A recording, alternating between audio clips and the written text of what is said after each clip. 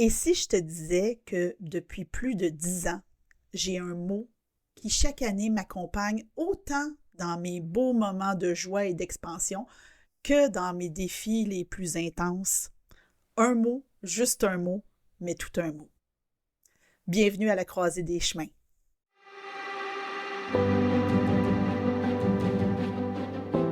Belle âme lumineuse, je suis vraiment heureuse que nos chemins se croisent aujourd'hui. Je m'appelle Marie-Josée Guérin et je suis messagère de l'âme. Je ne sais pas ce qui t'a amené jusqu'ici, ni pourquoi tu as choisi cet épisode, mais j'ai envie de croire que c'est pas un hasard. Quoique, le titre est peut-être aussi pour quelque chose. Si c'est le cas, où que tu sois en ce moment, imagine qu'on partage une bonne tasse de thé et offre-toi ce moment de connexion.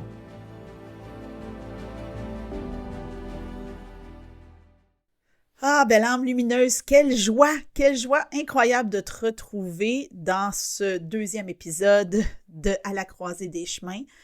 Un épisode un peu plus personnel, je te dirais. Un peu plus personnel, mais en même temps qui va tellement te montrer à quel point tu as le pouvoir de changer ta vie un mot à la fois. Oui, un mot à la fois. D'ailleurs, c'est le titre de mon livre, La magie du mot phare, Changer sa vie un mot à la fois. En introduction, je te disais à quel point ça fait plus de 10 ans. En fait, ça fait officiellement 13 ans. J'en suis à mon 13e mot phare. Donc, je choisis un mot qui m'accompagne, un mot qui s'appelle un mot phare, non pas mot fort, mais bien mot phare, P-H-A-R-E.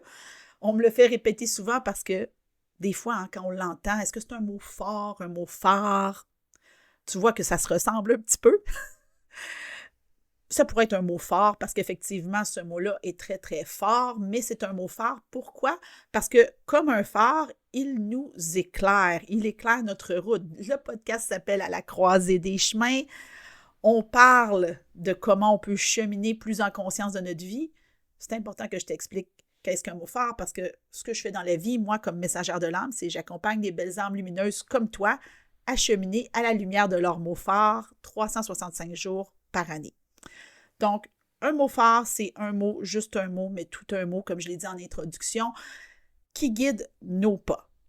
Donc, évidemment, si c'est la première fois que tu entends parler du concept du mot phare, ça se peut que là, tu te dises « OK, mais ça fait-tu vraiment une différence? » Je vais y venir, ça, je peux te le promettre. C'est sûr que parmi les belles âmes lumineuses qui m'écoutent, il y en a qui me connaissent déjà, qui ont même lu mon livre. Donc, ça se peut que cet épisode-là te rappelle un peu ce que tu as lu dans mon livre parce que mon histoire ne change pas. J'ai toujours bien la même séquence de mots phares, les mêmes 13 mots phares, ça n'a pas changé. Donc, ce que j'ai envie de faire avec toi pour que tu puisses comprendre, toi, la belle âme lumineuse qui arrive et qui n'a pas encore de mots phares, pour que tu puisses comprendre la puissance de ce mot-là, c'est t'expliquer un petit peu, on va plonger dans mon histoire. Là, ça a l'air facile, je suis là, que tu m'écoutes ou que tu me vois en vidéo. Tu sais, je suis à l'aise, je parle, je transmets, mais ça n'a pas toujours été le cas. Avant le mot phare dans ma vie, j'étais une petite fille très calme, très sage, à la limite timide. J'ai fait mon chemin dans la vie en devenant adolescente, puis adulte. J'ai rencontré celui qui est devenu le père de mes enfants, j'ai fait des enfants. Tu sais, je me posais pas trop de questions. Honnêtement, la vie était telle qu'elle est. Des fois, je trouvais ça difficile, mais je me disais que ça pouvait pas être autrement. Tu sais, la vie, c'était ce que c'était. On prenait ce que j'avais devant moi, puis j'avançais comme ça. Et je l'ai mentionné dans le premier épisode du podcast. Si tu ne l'as pas écouté, je vais le répéter maintenant. Un jour est arrivé ce que j'ai appelé mon Big Bang. Donc, un moment, le Big Bang, c'est ce choc-là qui a permis la création de l'univers. Donc, pour moi, le Big Bang, c'est un éveil de conscience. Donc, un événement qui a fait l'effet d'une bombe dans mon cœur, dans ma tête, dans mon âme, dans tout mon être. Et cette bombe-là, elle est arrivée sous la forme d'un deuil. Donc, le papa de mon conjoint à l'époque, donc mon beau-père, que je considérais comme un père, est décédé subitement d'une courte et fulgurante maladie.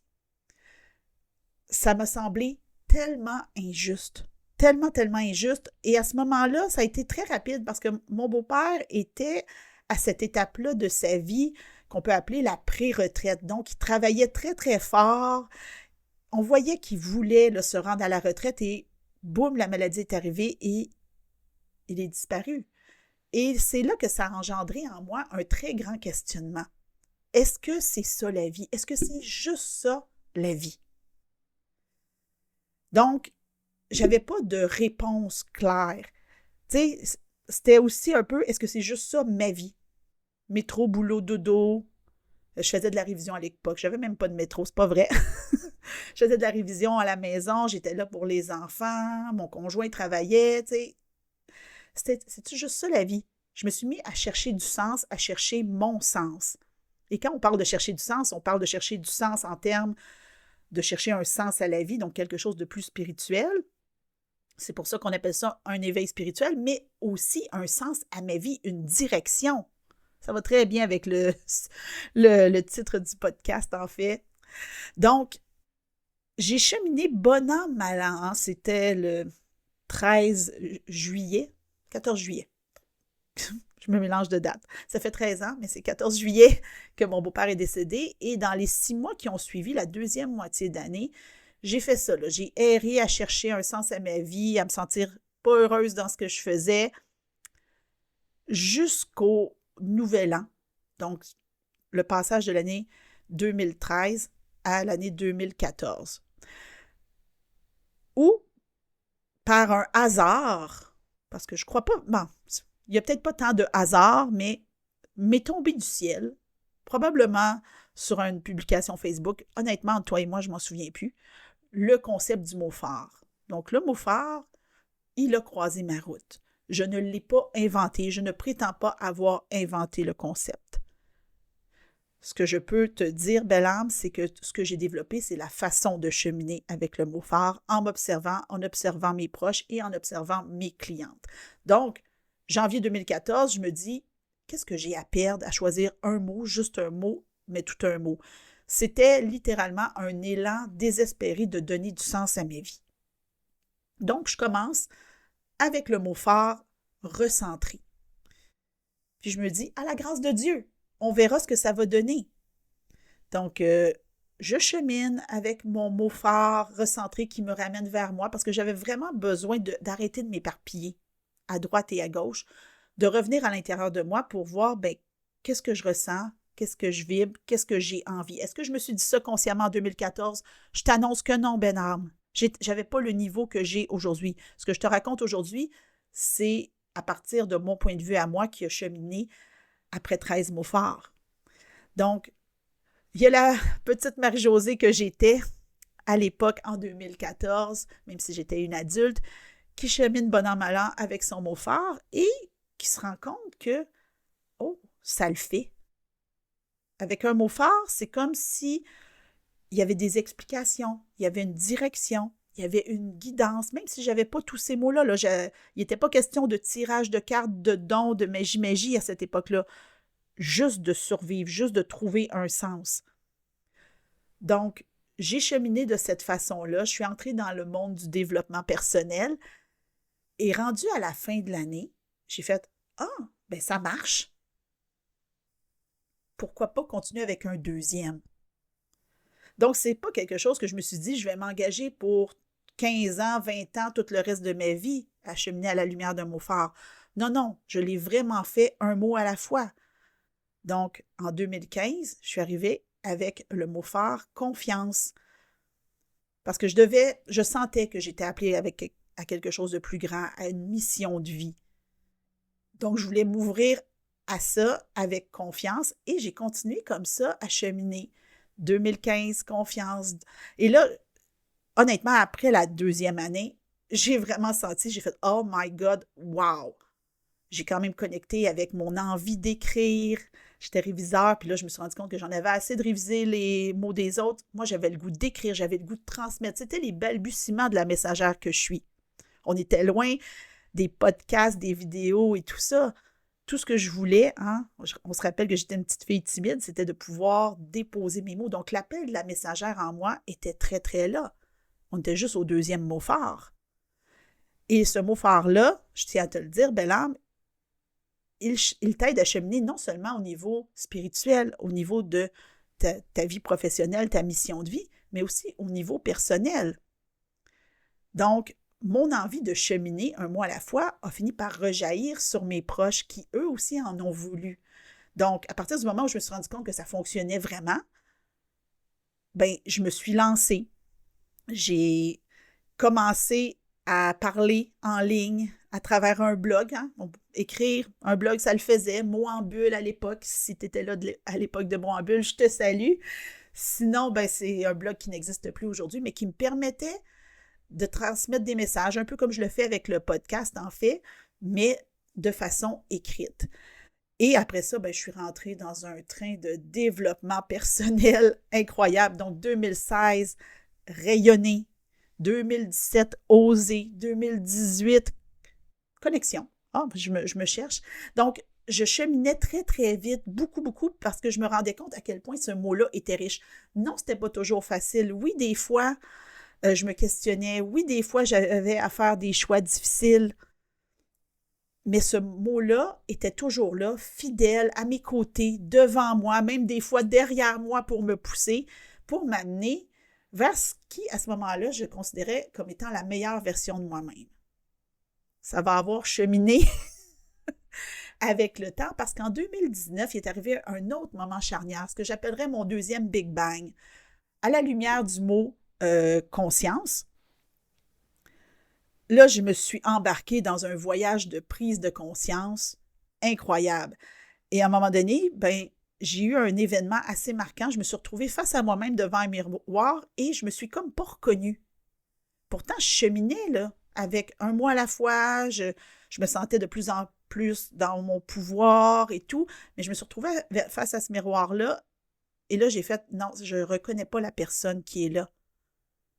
Parce qu'en fait, j'étais tellement en quête de la meilleure version de moi-même, belle âme, que j'oubliais que l'important, c'était d'être moi, juste moi, toute moi.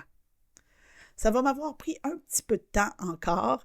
Ça va avoir été accompagné, évidemment, je me suis séparée à ce moment-là du père de mes enfants. J'avais besoin de me retrouver.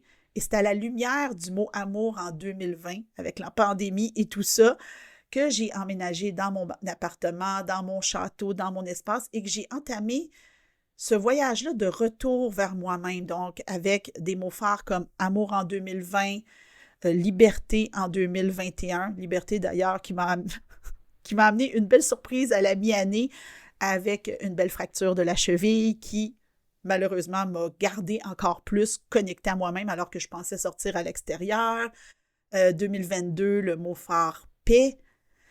Donc, tous ces mots-là m'ont amené à être encore plus moi, juste moi, toute moi, à m'aimer plus, à m'apprécier, à me solidifier et à devenir la messagère que je suis aujourd'hui. Là, je te parle vraiment de façon très, très libre, un peu comme si on était, hein, comme je te dis toujours, avec une bonne tasse de thé en train de jaser. Il y a 20 millions de détails que je pourrais te donner. Ils sont tous dans mon livre. Je vais sûrement te redonner d'autres exemples au fur et à mesure des épisodes. Mais ce que je veux que tu comprennes à travers mon partage, à travers ce que je te dis, c'est comment ce mot-là, juste un mot, a pu faire une réelle différence. Je me suis séparée à la lumière du mot amour. Par amour pour moi, par amour pour mon ex-conjoint. Est-ce que ça veut dire qu'une personne qui a le mot amour se sépare? Parce que là, ça peut faire peur aux gens. Mais non! Chacun a ses mots phares et les mots phares vont agir pour toi de la façon qui est le mieux pour toi, là où tu es rendu. Il n'y a personne qui a le même mot phare au même moment, dans le même ordre, qui va vivre la même chose. Donc, j'aurais beau t'expliquer tout ce que moi j'ai vécu, tu pourrais lire mon livre, ce que je t'invite à faire si tu ne l'as pas fait. Et si tu ne l'as pas, je t'invite à te le procurer. L'idée dans tout ça, c'est de te montrer que c'est possible de changer sa vie un mois à la fois. C'est possible de passer de la petite fille gênée, timide, qui n'a pas confiance en elle, à une messagère qui est là, qui transmet son message, qui s'assume et qui s'affirme. Tu vois ce que je veux dire? Donc, je pourrais t'en partager des millions d'exemples. On va continuer ensemble. D'ailleurs, si tu n'es pas abonné au podcast, abonne-toi parce que je vais en partager encore plein. C'est ça que je fais d'accompagner les belles âmes lumineuses à choisir un mot phare. Donc, ton mot phare, moi, je te dis, commence avec juste un. Si tu n'en as pas, là, commence avec juste un. Si tu es rendu à ton 2e, 3e, 4e, puis tu m'écoutes, je sais que ce que je dis aujourd'hui, ça sonne comme du réchauffé, mais peut-être aussi que ça va te valider dans ce que tu as choisi de faire pour cheminer le plus en conscience dans ta vie. Parce que cheminer en conscience à la lumière d'un mot phare, ça demande du courage. Ça demande du courage parce que ça demande de l'engagement envers une promesse qu'on se fait à soi-même. Pas toujours facile de tenir les promesses qu'on se fait à soi-même. D'ailleurs, pourquoi un mot phare plutôt que des résolutions? Bien justement parce que c'est facile à tenir. Honnêtement, un mot, c'est facile à retenir. On peut le choisir en début d'année, on peut cheminer sans trop s'en rappeler, puis à un moment donné, on se revire de bord, on s'en rappelle, puis on se rend compte à quel point il a œuvré dans notre vie. Beaucoup plus facile que de faire une diète, d'aller au gym, de reprendre la méditation. Le mot phare va remplacer tout ça. Si tu es dû pour aller plus souvent au gym ou te remettre en forme, si tu es dû pour changer ton alimentation ou te remettre à la méditation, ton mot phare va le faire. Il va le faire pour toi. Quand j'ai choisi le mot conscience, là, en 2019, j'ai fait ma formation d'enseignante de méditation pleine conscience. Ça ne s'invente pas. J'ai remis la méditation au centre de ma vie. Et aujourd'hui, sur ma chaîne YouTube, il y a plein de méditations que j'ai créées pour t'aider à cheminer. Donc, le mot phare va tout remplacer, toutes tes résolutions. Tu vas voir, c'est facile, c'est simple. Il faut juste avoir le courage d'en choisir un et de faire confiance. Là, évidemment, belle âme, ça se peut que tu te dises « OK, c'est cool. Comment je fais pour trouver mon mot phare? » Ah, ça, j'ai un outil pour toi, belle âme. J'ai un outil qui est incroyable, un outil gratuit qui s'appelle « Prends du pouvoir sur ta vie ». C'est ma trousse de départ pour cheminer à la lumière d'un mot phare.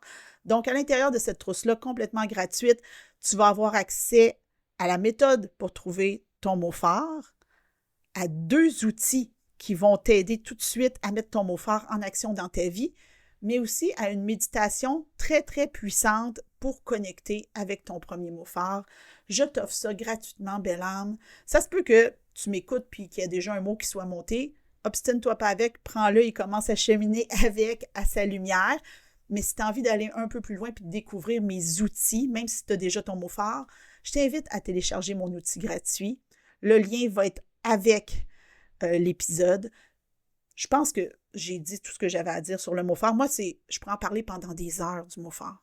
Pour vrai, là, mes mots phares, je les aime d'amour. Là, ça se peut que tu me dises, ouais, mais Marie, tu as arrêté en 2022 avec le mot phare paix, effectivement, parce que c'est le dernier mot phare dont je parle dans mon livre. Il couvre 9 années de mots phares. Je vais quand même te dire les autres parce que tant qu'à dire que j'en ai 13 à répétition. Donc, on a eu en 2023 ouverture, en 2024 renouveau, en 2025 vivre et en 2026, le moment où j'enregistre ce podcast-là, c'est expansion. Donc, le podcast à la croisée des chemins fait vraiment partie de cette volonté-là de faire connaître le mot phare au plus de gens possible. Donc, n'hésite pas, si cet épisode-là t'a parlé, te fait vibrer, t'a donné envie de trouver ton mot phare, va vers mon outil gratuit, partage l'épisode. Moi, c'est vraiment l'idée de partage la bonne nouvelle. Moi, je pense que si chaque être humain sur Terre avait un mot phare, le monde irait tellement mieux. Oui, j'ai du pain sur la planche, mais je sais que tu es là, belle âme, et que tu vas m'aider à faire ça. Mais ça commence par toi, ça commence par ton propre cheminement. Donc, commence en choisissant un mot phare qui va te guider, qui va être ton allié. Juste un mot, mais tout un mot. Je te souhaite une magnifique journée. Je te remercie d'avoir été là et d'avoir écouté cet épisode. Et je te retrouve dans le prochain épisode. Si tu as envie d'aller un peu plus loin, je t'invite à visiter mon site web mariejoséguérin.com. Tu découvriras mon univers et différentes façons de continuer à cheminer en conscience à la lumière de ton mot phare. Merci d'avoir été là, belle âme lumineuse, et au plaisir que nos chemins se recroisent très bientôt.